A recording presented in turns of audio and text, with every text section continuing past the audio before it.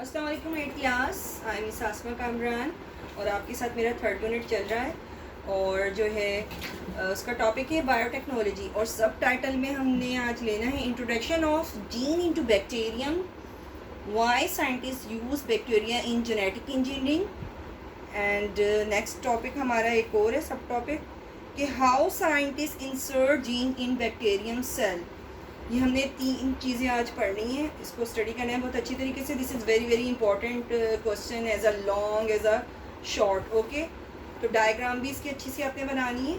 और ये जो क्वेश्चन है why scientist use bacteria in genetic engineering, it is very very very important question, short question.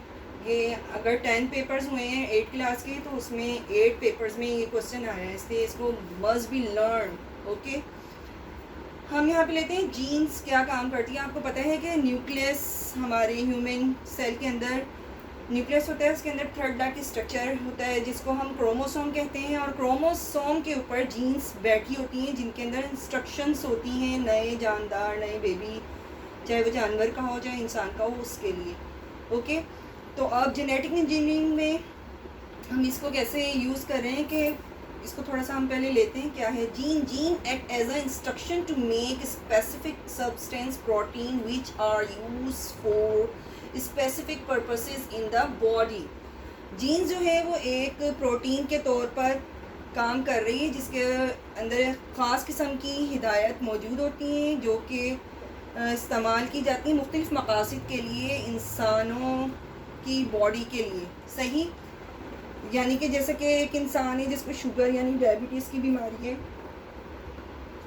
उसको insulin की कमी हो जाती है बॉडी में। सही है, तो हम उसको इंसुलिन देते हैं इसी टेक्निक के तहत। ओके, तो वो जो है बॉडी के अंदर जाके वो इंसुलिन बनाना शुरू कर देता है। हमारा बैक्टीरिया जो है वो क्या बनाना शुरू कर देता है, इंसुलिन। तो इसलिए यहाँ पे कहा है इसको मुख्तलिफ मकासद के लिए बॉडी के अंदर इस्तेमाल किया जाता है। और बायोटेक्नोलॉजी की किस किस्म में हम इस्तेमाल करते हैं, जेनेटिक इंजीनियरिंग में। अब जेनेटिक इंजीनियरिंग क्या है, it is an advance technique in biology in which scientist select and isolate the useful genes from one organism, donor organism, and insert into another organism usually bacterium. क्या है genetic engineering, it is an advance technique. ये बहुत जदीद किस्म की technique है biology की जिसमें साइंसदान जो है वो सेलेक्ट पहले इंतखाब करते हैं जीन्स का कि हमने कौन सी जीन्स देनी है अच्छी वाली, और फिर आइसोलेट उसको सेपरेट कर देते हैं उस जानदार से जिसमें से उन्होंने इंतखाब किया है। ओके, और वो अच्छी वाली जीन्स देते हैं useful genes from one organism, एक जानदार से, जो कि जानदार जिससे जीन्स ले रहे हैं उसको डोनर कहते हैं। डोनर मीन्स देने वाला। Okay, and insert it into another organism, और इसको फिर दूसरे ऑर्गेनिज्म के अंदर इंसर्ट में डाल देना, दाखिल कर देना। ठीक है, जो कि ज़्यादातर बैक्टीरिया होता है। ओके, अभी आपको पता है कि बैक्टीरिया क्यों हम इसको यूज़ करते हैं जेनेटिक इंजीनियरिंग में, इसको भी हमने लेना है। पहले हम दोबारा लेते हैं जेनेटिक इंजीनियरिंग के कि it is an advance technique, एक बहुत जदीद किस्म की टेक्निक है बायोलॉजी में जिसमें साइंसदान जो है पहले इंतखाब करते हैं अच्छी जीन्स का और फिर उस जीन्स को उस डोनर देने वाले के से अलहदा करते हैं और अलहदा करके फिर इसको किसी और जानदार के अंदर डाल देते हैं, और वो जानदार मोस्टली बैक्टीरिया होता है। ओके, अब ऐसा जानदार जो ये फॉरेन जीन जो कि बैरूनी जीन्स को लेता है उसको क्या कहते हैं, ट्रांसजेनिक ऑर्गेनिज्म। ये भी बहुत अहम डेफिनेशन है। अक्सर पेपर में 10 अगर पेपर है तो उसमें से 8 में ये वाला क्वेश्चन आया होता है, हाँ what is transgenic organism. Okay, ये 9th क्लास में भी इससे आप अच्छी तरीके से आता है। Transgenic organism, the organism that contain a foreign gene in its cell is called transgenic organism. ऐसा ऑर्गेनिज्म जो बैरूनी जीन्स को वसूल करता है डोनर से, उसको हम ट्रांसजेनिक ऑर्गेनिज्म कहते हैं, लाइक बैक्टीरियम या बैक्टीरिया से। ओके, नोट, यहाँ पे मैंने नोट लिखा है और मैंने हाईलाइट किया है इसको ब्लू से। The inserted gene produce the desired product protein in transgenic organism. जो हमने जीन्स उसके अंदर डाली हैं बैक्टीरियम सेल में, वो हमारी ख्वाहिश के मुताबिक जो है वो जीन्स यानी प्रोडक्ट यानी प्रोटीन बनाना शुरू कर देगा उस ऑर्गेनिज्म के अंदर। ओके, जैसे कि अब मैं इंसुलिन चाहती हूँ, एक मैंने इंसुलिन जो है वो ली है किसी अच्छे डोनर से और उसको मैंने बैक्टीरियम सेल में डाल दिया है, और फिर उस बैक्टीरियम सेल को जो है मैं पेशेंट के अंदर डाल दूँगी और वहाँ पे वो पेशेंट के अंदर हमारी डिज़ायर अमाउंट की प्रोडक्ट यानी प्रोटीन बनाना शुरू कर देगा। यहाँ पे मैंने आपको एक बैक्टीरिया सेल दिखाया है और ये बैक्टीरिया सेल है और इसके अंदर देखें सर्कुलर पीसीस जो हैं वो प्लाज्मिड कहलाते हैं, जिसको साइंटिस्ट जो है ना यूज़ करते हैं जेनेटिक इंजीनियरिंग के अंदर। और ये आप देखें यहाँ पे ये क्रोमोसोम पड़ा हुआ है, ठीक है, जो कि उसके अंदर साइटोप्लाज्म, ये जो सिंपल प्लेन हिस्सा है वो साइटोप्लाज्म है, साइटोप्लाज्म में फ्लोट यानी तैर रहा होता है। ओके, अब यहाँ पे हम ले रहे हैं एक और बहुत अहम क्वेश्चन है कि why scientist use bacteria in genetic engineering.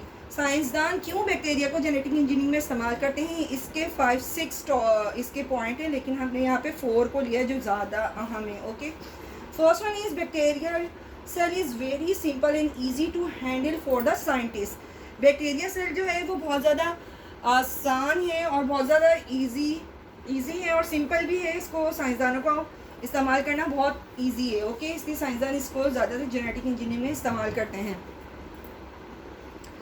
और नंबर 2 पर यहाँ पर आता है it does not have an organize nucleus.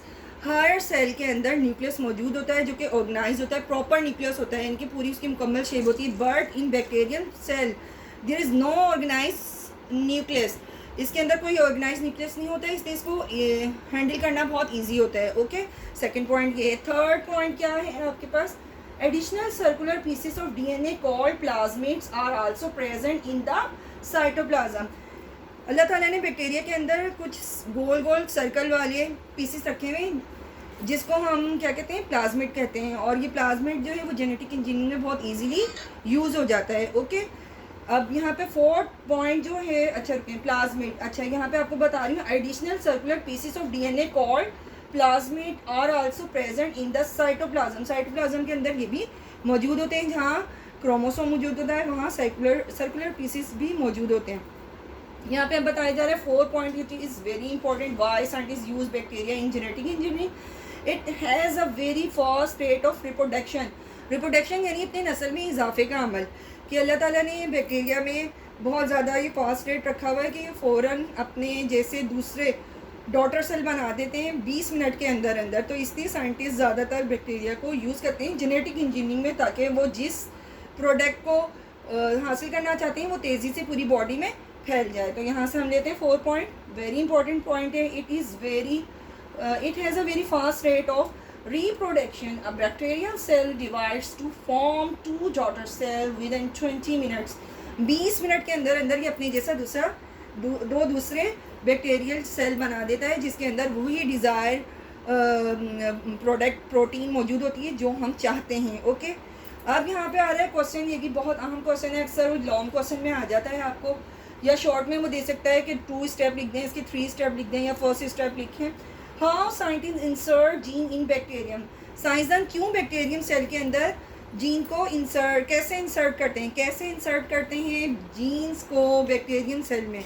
इसका 1st स्टेप है, सबसे पहले वो शनाख्त करते हैं और फिर सेपरेट कर देते हैं उस अच्छी जीन्स को जो वो डोनर से लेना चाहते हैं। ठीक है, फर्स्ट है identification and the isolation of the jeans of desired protein from the donor organism. पहले वो ऑर्गेनिज्म को लेगा और उसमें से जो है वो अच्छी वाली जीन्स को देखेगा और फिर इसको अलहदा करेगा। ओके, नंबर 2 स्टेप पे हमारे पास जाता है an enzyme is use to code the genes from the donor organism. जैसे हम किसी चीज़ को काटने के लिए छुरी का इस्तेमाल करते हैं, इस तरह एक एंजाइम्स होता है। एंजाइम को भी आप डिटेल में पढ़ेंगे 9th में जाके, चाहे साइंस में पढ़ें चाहे आर्ट्स में पढ़ें, दोनों में आप पढ़ेंगे। ओके, तो जिस हम छुरी से काटते हैं तो एंजाइम्स यूज़ किया जाता है डोनर जीन्स को, उससे प्लाज्मिड को कट करने के लिए। ओके, 3rd स्टेप में है the isolated genes is attach with plasmid DNA taken from bacterium.